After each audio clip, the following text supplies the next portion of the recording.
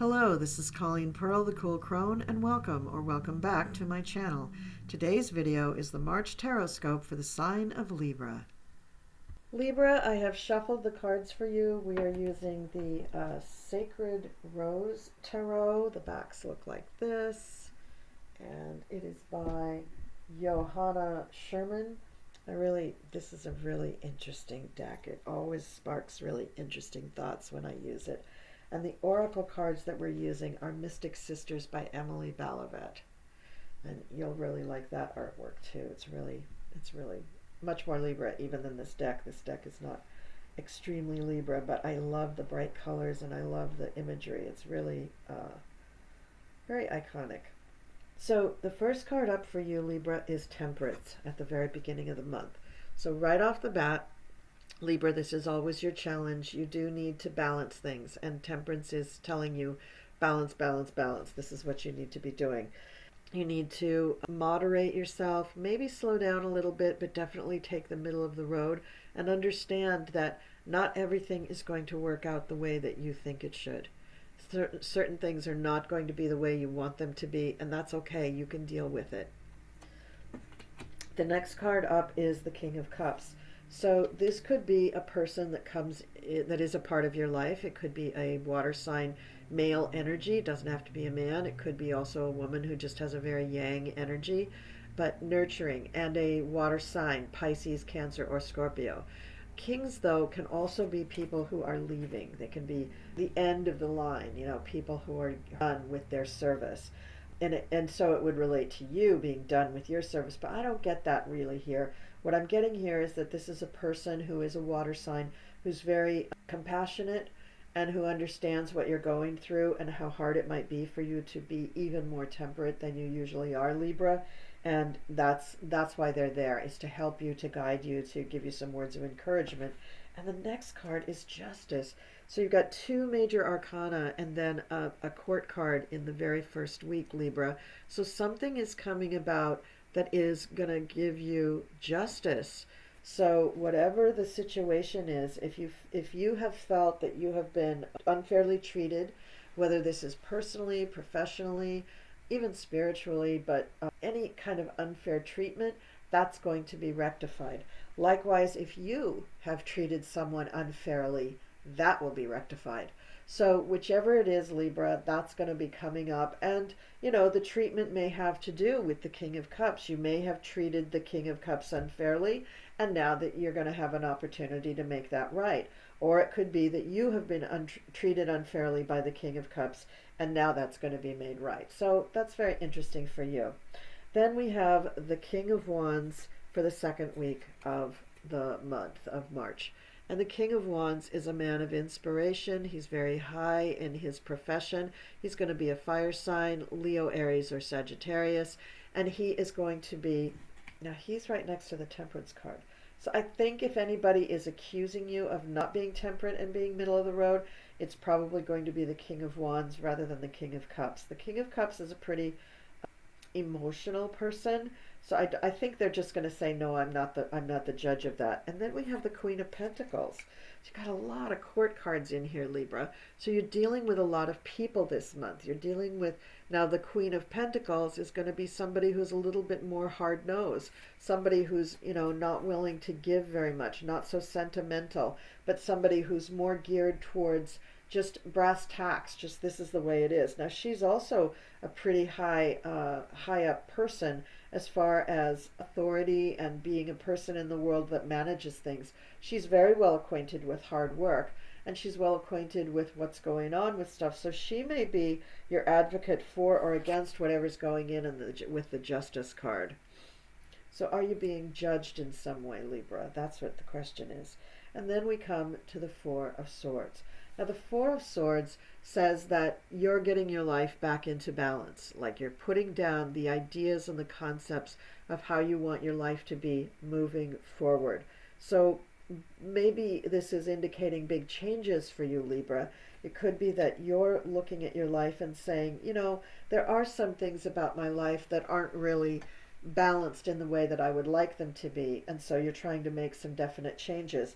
You may be in the after the judgment that you get with Justice, you may be able to make these changes a little easier because, I don't know, the truth is on the table, or maybe there's a monetary settlement with the judgment. I'm just not quite sure. So in the third week, though, you do get help. The Six of Pentacles is the card for generosity. So there's going to be at least one of these court people, the King of Wands, the King of Cups, or the Queen of Pentacles. At least one of them is going to be helping you. Probably the King of Wands, because he's right next to the Six of Swords, or the Six of Pentacles, sorry. And the Six of Pentacles, you notice the imagery here. We have the pentacles below and the pentacles above. The pentacles below are pointing up, and the pentacles above, there's a hand almost pushing one of the pentacles down. So this is showing us that, that's very good imagery there. I guess that's all supposed to be different continents on the globe. I just think it looks more like a cow or something. But anyway, the pentacles in this card is showing that as above, so below. So what goes up must, it's not really what goes up must come down. It's as above, so below. And so as you reach down to help others come up, they reach down to help you up. So you may be pulling somebody up and then reaching up and grabbing somebody's hand that's reaching it down to you. And that's the way the world really goes around. And that's happening for you in the third week. And then we have, unfortunately, the Ten of Swords, where you're going to feel betrayed. You're going to feel like you've been stabbed in the back. This is next to the Queen of Pentacles, and I told you she's a no-nonsense kind of person. And then right beyond that, in the fourth week, is the Ace of Wands. So that comes down on you like a hammer, I think. So the from the Six of Pentacles to the Ten of Swords, and then the Eight of Wands. And the Eight of Wands is the card where the wands are all around the person and they're kind of roped in. So you're going to feel like there's just, or excuse me, it's all the wands flying through the air, and that's what this hand is representing, that it's just going to be a lot of movement, a lot of activity.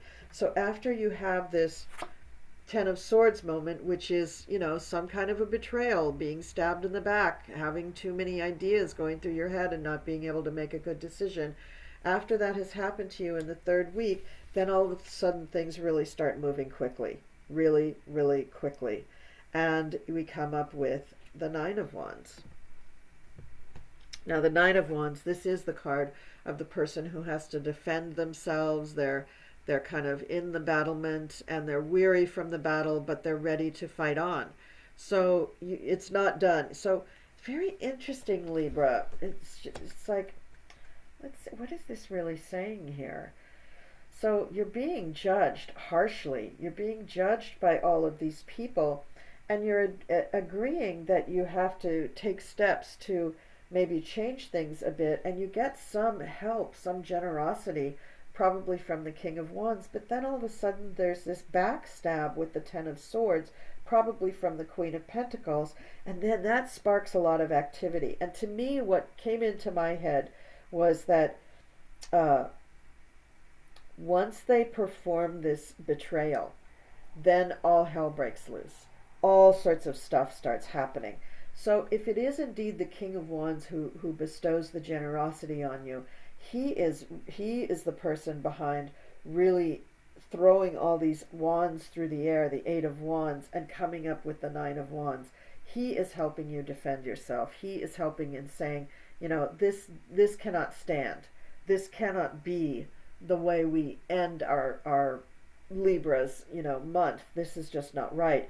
And then you have the Ace of Wands, so something new starts. And I was thinking that the Queen of Wands would use that to sort of beat you down even further, but I don't think so. I think now it's the King of Wands starting up something new in your defense. Yeah, the end of it, though, is the Nine of Swords, and this is not good. This is not a happy card. This is the unloved. The woman is in anguish and despair. If you can see, it's a woman there hiding her face in her hands. And the Nine of Swords is saying, you know, you're not going to get out from under this so easily. So you do have people in your corner, Libra, but for some reason, Libra, it's showing that this Queen of Pentacles, and maybe even the King of Cups, is not really, I think the Queen of Pentacles mainly, is not your friend. You know, she's not given up without a fight. She's fighting you, and she's for putting you down, really. I mean, it doesn't look good. So hopefully April's going to be better, Libra. Let's look at the oracle cards and see what comes out of them. So we have the charms of Ishtar, and I'll show you these in a minute once I get them all up. The Sage Goddess, which is the same picture as the cover of the book, and Gaia. All right, so let's put these out here, and I'll hold them up closer to the camera as I read. So the charms of Ishtar, it's a cute card.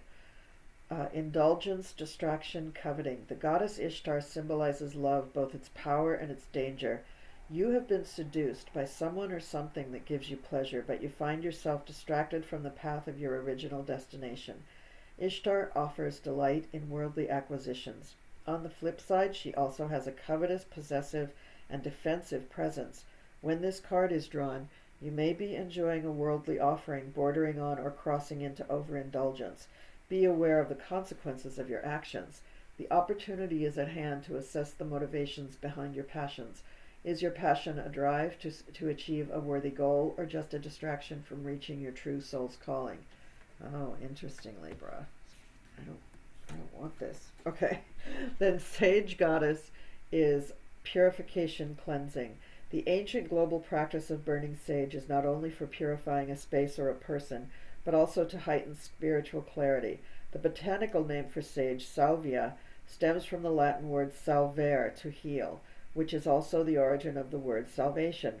The other qualities of sage when burned, such as giving wisdom, clarity, and increasing spiritual awareness, are also indicated in the name. It's no accident that we refer to wise people as sages. The Sage Goddess calls you to cleanse your sacred space, to remove both physical and psychic toxins from your atmosphere in order to more clearly envision the transcendental experience of life. She offers the opportunity to clear out the clutter of the mind and heart, cut through the clutter of thought, and to find peace, order, and focus. So they're telling you to clean up your act, Libra. Gaia is peace, tranquility, serenity. Gaia is the ancestral mother of all life. She symbolizes abundance, providence, gratitude for nature, promises in the earth. She is so powerful that she can take all your worries, pains, and sorrows. She is so sacred that any promise made while touching her soil is irrevocable. Drawing this card calls you to connect with the Great Green Mother. Step out of your chaos and regain your center. Spending time in the elements helps to find true inner peace. Meditate, relax in a body of water, set out for a hike, or sit beside a fire. Let each moment in nature unravel the knots in your heart and mind. So get back to nature, Libra. So very interesting. Kind of a tough month for you, Libra. Leave me some comments down below. Let me know how this fell out with you.